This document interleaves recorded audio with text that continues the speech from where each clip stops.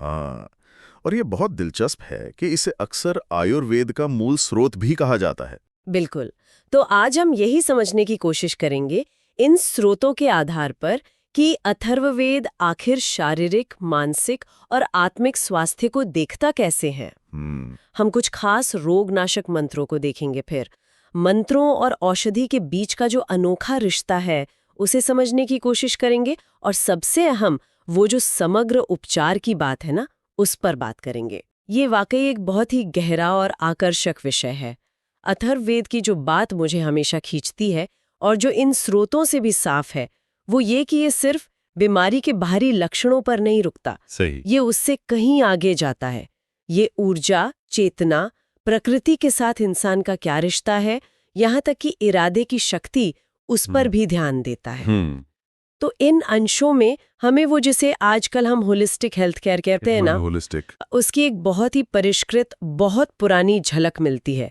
ये सिर्फ बीमारी का इलाज नहीं, बल्कि जीवन को उसकी पूरी क्षमता में कैसे जिएं, उसकी कला सिखाता है। हाँ, ये समग्र वाला नजरिया ही शायद सबसे खास है। अच्छा, चलिए इसको थोड़ा और खोलते हैं। हमारे नोट्स में अथर्ववेद के एक मंत्र का उदाहरण है। ओम आस्यम तिरोगम वदनादपहम्मि शिरोरोगम शिरसस्त्वादपहम्मि। जी। इसका मतलब मोटा मोटा ये हुआ कि हे मोह को कष्ट देने वाले रोग, मैं तुम्हें दूर करता हूँ। हे सिर के रोग, मैं तुम्हें सिर से निकालता हूँ। ये सुनने में तो बड़ा सीधा सा लगता है, पर इसमें कुछ गहरा है ना? बिल्कुल। यहाँ सबसे दिलचस्प बात यह है कि मंत्र सीधे रोग को संबोधित कर रहा है, जैसे जैसे वो कोई जीती जागती चीज हो, कोई इकाई हो। अच्छा, मतलब कोई चेतन इकाई। हाँ, कह सकते हैं। ये सिर्फ प्रतीकात्मक नहीं है। ये दिखाता है कि पुराने ऋषियों के लिए मंत्र केवल शब्द या प्रार्थना नहीं थे। वो एक सक्रिय शक्ति थे, इलाज का एक तरीका। इन नोट्स के हिसाब से जब शरीर के किसी हिस्से में रोग होता था, तो मंत्र और जड़ी बूटी दोनों का इस्तेमाल होता था। रोग को सीधे संबोधित करके उसे एक तरह से ऊर्जा के लेवल पर चुनौती देकर बाहर निकालने की कोशिश की जाती थी। तो ये एक तरह से रोग के व्यक्तित्व को मानना हुआ, उसे एक बाहरी शक्ति मानकर उससे निपटना। हाँ, बिल्कुल वैसा ही। तो इसका मतलब ये भी हुआ कि इसमें इरादे, संकल्प की शक्ति का भी बड़ा रोल था। जैसे आप कह रही हैं कि रोग को संबोधित किया जा रहा है, तो जो कह रहा है उसका इरादा, उसका मानसिक बल, ये भी मायने रखता होगा। निश्चित रूप से संकल्प मतलब इंटेंशन, उसे एक सक्रिय ऊर्जा माना गया है, एक बहुत जरूरी हिस्सा। ये सिर्फ कोई मनोवैज्ञानिक बूस्ट नहीं है। इन ग्रंथों के हिसाब से ये एक सूक्ष्म ऊर्जा वाली प्रक्रिया है। मंत्र उस संकल्प को दिशा देते हैं, शक्ति देते, उसे फोकस करते हैं। अच्छा, आप इसे ऐसे समझ सकती हैं कि मंत्र एक गाड़ी है और संकल्प उसका ड्राइवर। और यहीं पर मंत्र और औषधि का संबंध और भी ज्यादा दिलचस्प और गहरा हो जाता है। ये सिर्फ जड़ी बूटी खा लेना भर नहीं है। हाँ, ये अगला जरूरी पॉइंट है जिस पर स्रोत रोशनी डालते हैं।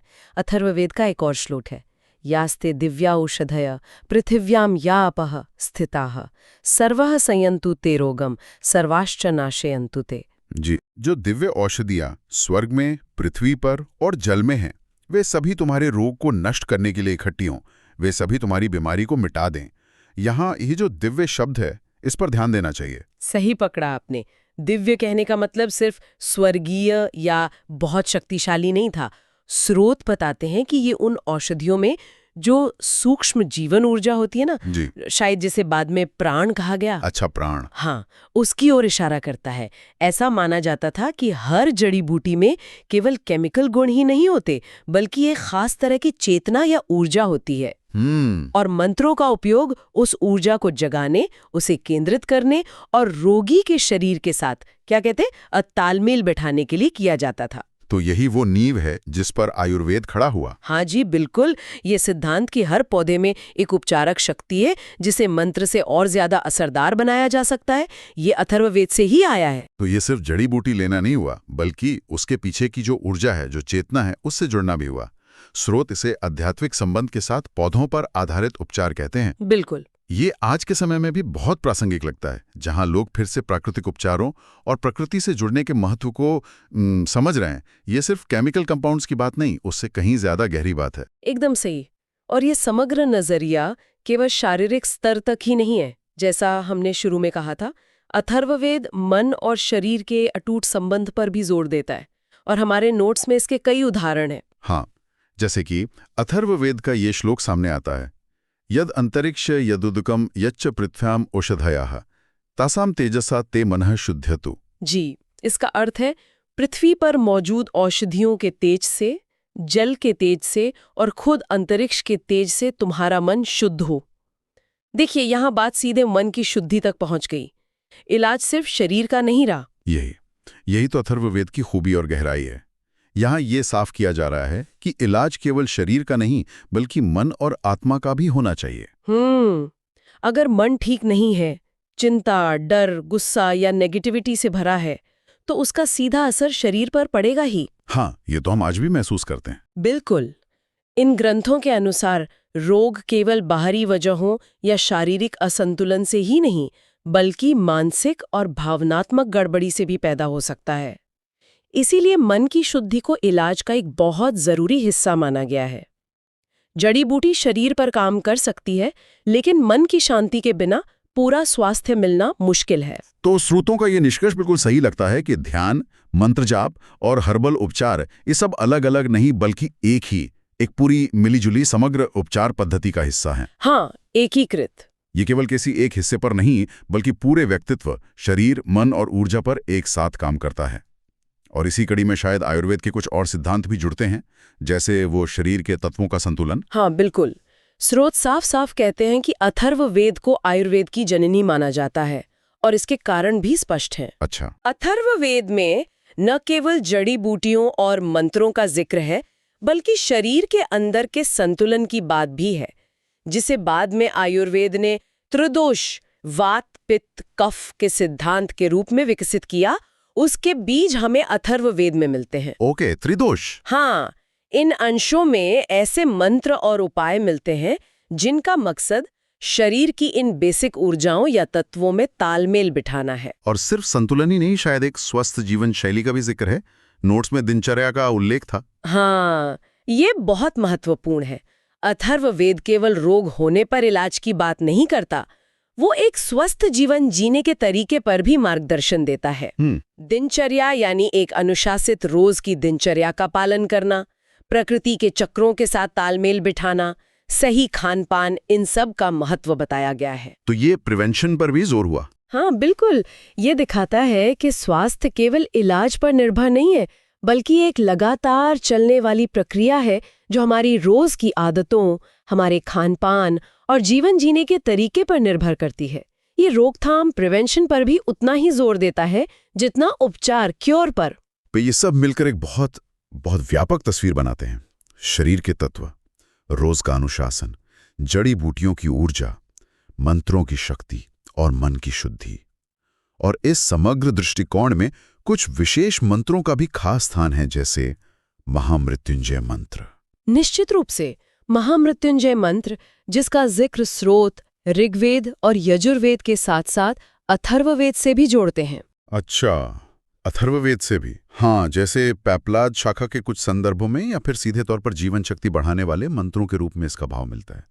ये समग्र स्वास्थ्य की अवधारणा का एक बेहतरीन उदाहरण है। श्लोक है, ओम त्र्यंबकम यजामहे सुगंधिम पुष्टिवर्धनम उर्वारुकमेव बंधनान मृत्योर्मुक्षीयमामृतात्। और इसका अर्थ बताया गया है, हम 3 नेत्र वाले भगवान शिव की पूजा करते हैं जो सुगंधित हैं, शक्ति और जीवन बढ़ाते हैं।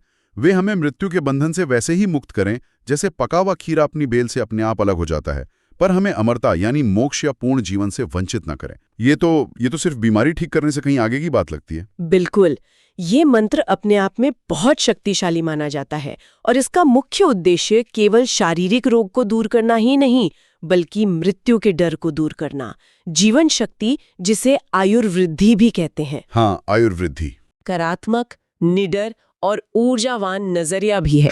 मृत्यु का भय तो सबसे बड़े मानसिक क्लेशों में से एक है। हाँ जी, और ये मंत्र सीधे उसी पर काम करता है। तो आज की इस पूरी बातचीत का अगर सार निकालें तो हमने देखा कि अथर्ववेद के ये अंश हमें स्वास्थ्य के बारे में एक बहुत ही विस्तृत और गहरा नजरिया देते हैं। ये केवल भौतिक शरीर तक ही सीमित नहीं है। इसमें मंत्रों की कंपन शक्ति है, जड़ी बूटियों का औषधीय और ऊर्जा वाला ज्ञान है, मानसिक और भावनात्मक शुद्धि की जरूरत है, जीवन शैली का अनुशासन है और यहाँ तक कि गहरे आध्यात्मिक सत्य जैसे मृत्यु के भय पर विजय पाना भी शामिल है। सब कुछ मिला हुआ है। सब कुछ समग्र आरोग्यता यानी होलिस्टिक वेलबींग के एक ही लक्ष्य के लिए बुना गया है। एकदम सही कहा आपने। ये शरीर, मन और आत्मा के गहरे आपसी संबंध को उजागर करता है।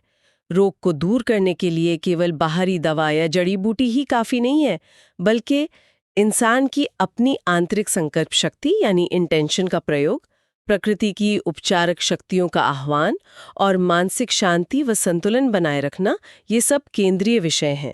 और महामृत्युंजय जैसे मंत्र इस बात का सबूत है कि मानसिक और आत्मिक स्वास्थ्य को शारीरिक स्वास्थ्य जितना ही या शायद उससे भी ज्यादा महत्व दिया गया था। और सबसे दिलचस्प बात यह है कि ये हजारों साल पुराने विचार आज भी किसी न किसी रूप में हमारे जीवन में मौजूद हैं, गूंजते हैं। हाँ, बिल्कुल। चाहे वो आधुनिक आयुर्वेद हो, जिसमें आज भी त्रिदोष संतुलन और दिनचर्या पर जोर दिया जाता है, या फिर माइंडफुलनेस, मेडिटेशन और योग का बढ़ता चलन हो। हाँ, योग तो बहुत लोकप्रिय है। या फिर प्राकृतिक और हर्बल उपचारों में लोगों की बढ़ती रुचि और विश्वास हो, कहीं ना कहीं ये समग्र दृष्टिकोण आज भी उतना ही जरूरी महसूस होता है। निश्चित रूप से ये हमें याद दिलाता है कि स्वास्थ्य को केवल बीमारियों के न होने के रूप में देखना शायद अधूरा है। सही।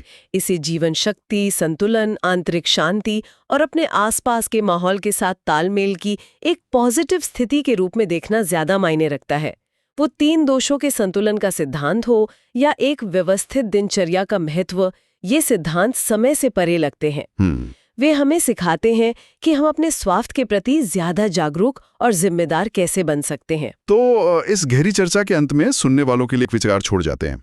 अगर प्राचीन ऋषि मुनि ये मानते थे कि मंत्र, ध्वनि और केंद्रित इरादा यानी संकल्प भौतिक शरीर को ठीक करने और उस पर असर डालने में इतने शक्तिशाली हो सकते हैं, तो ये चेतना की प्रकृति, मन की शक्ति और इस भौतिक दुनिया के साथ उसके गहरे अनदेखे रिश्तों के बारे में, उनकी समझ के बारे में क्या बताता है?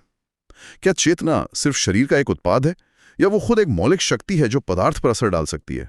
इस पे सोचा जा सकता है। ओम द्यौः शांतिरंतरिक्षम शांति, पृथ्वी शांतिरापः शांतिरोषधयः शांति, वनस्पतयः शांतिर, विश्वे देवा शांतिर्ब्रह्म शांतिर, सर्वं शांति शांतिरेव शांति, सामा शांतिरेधि। ओम शांति शांति शांति। महाशांति